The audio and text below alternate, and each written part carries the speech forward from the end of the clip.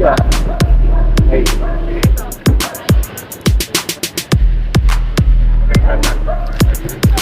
Magandang araw sa inyo guys.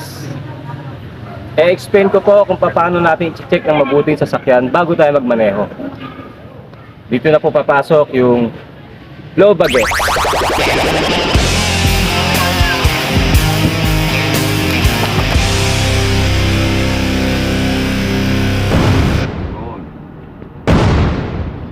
What is low baggage? Battery, lights, oil, water, brake, accessories, gas, tire, shelf, and documents. Low baggage po, capital B, L-O-W-B-A-G E-T-S, dash D. Low baggage, dash D. Okay, yung B po, B for battery. Ito po yung battery. Check po natin to, lalo-lalo na yung unang-unang terminal. Baka mamaya maluwag, 'di ba? Make sure nakapix yung terminal at saka yung mga puti-puti doon sa terminal ay dapat nating linisin 'yon. Tapos yung ating battery dapat laging updated diyan kung lobat siya o hindi, kung may laman. 'Di ba? Para hindi tayo naaberya kasi ititirik tayo nito, hindi tayo aandar. Okay. Tapos letter L. L for lights. Ito po yung mga lights, headlights, pati na rin signal lights. Kailangan check natin siya kung pundido siya, kung may basag o kung umiilaw siya, dahil baka mauli tayo sa highway. Alright. Sunod, letter O. O, oil. Ay, oil pala ito. Ito yung oil. Yan, so dapat check natin yung oil. Hilahin nyo lang ho to. Tapos dapat meron kayong basahan. So lilinisin nyo muna to.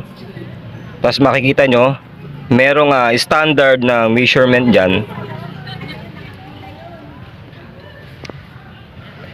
Yan. Yung gatla, yung unang gatla at yung pangalawang gatla ay yun yung maximum. Yung una ay minimum. Tapos W for water. Dito natin ilalagay water. Check natin mabuti kung may tubig pa siyang laman o wala na. Alright, punta naman tayo sa bagets. Letter B. B is brake. Yung brake po, check natin. Pasok tayo sa loob. Ipiga-pigayin natin yung brake kung matigas pa siya o malambot. Accessories. Letter A, accessories. Kasama na po yung windshield dyan. Windshield. Check natin yung windshield. Busina. Punta sa loob.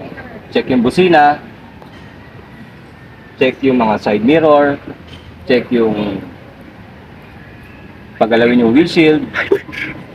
Wiper. Yung wiper. Yung windshield pag gagalawin mo, mahirap yun. Okay, tapos ano pa? Yung pintuan, importante sa lahat, baka mahulog tayo. Diba? Yes. Ngayon, tapos na tayo sa letter A, accessories. Punta na tayo sa G. letter G, gas.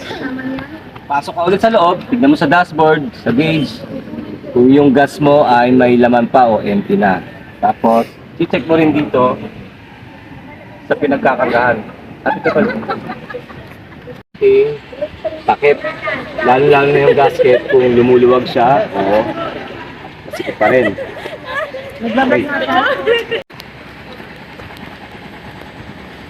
Letter E na tayo, electrical at engine. Ito po yung ating engine.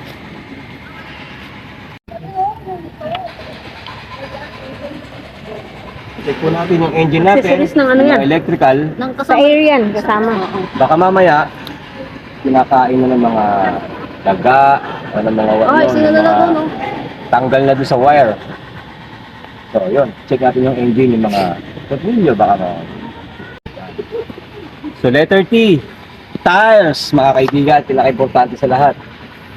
Yung spike, baka manipis na. Kagaya nito. Malambot. So, dapat, palagi tayo may pansukat ng hangin. Yan. Pagka malambot na siya, hangin na natin para lang hindi masira yung tiles. At isa pa, check natin yung likod.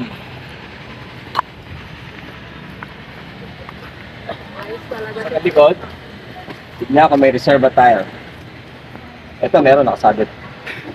Kailangan, bago tayo sumampa, tignan muna natin yung kondisyon natin, mentally and physically, kung fit ba tayo. Baka mamaya may problema tayo, iwanan muna natin, huwag natin sama sa sasakyan. Nag-away kayo ni Mrs., kalimutan muna yon. Focus muna sa pagdadrive. Documents. At ang huli, documents. License. Kasi Blobagets does D. Yung pong D ay documents. Kagaya ng Important. driver's license, ORCR, ID. at saka yung mga papeles sa sasakyan. Date of sale. Date of din yan ha, date of sale. Di ba? So hanggang sa muli, pag kayo po ay sasampas sa sasakyan, Laging tatandaan. i-check po natin muna SOP Blobagets. Bye!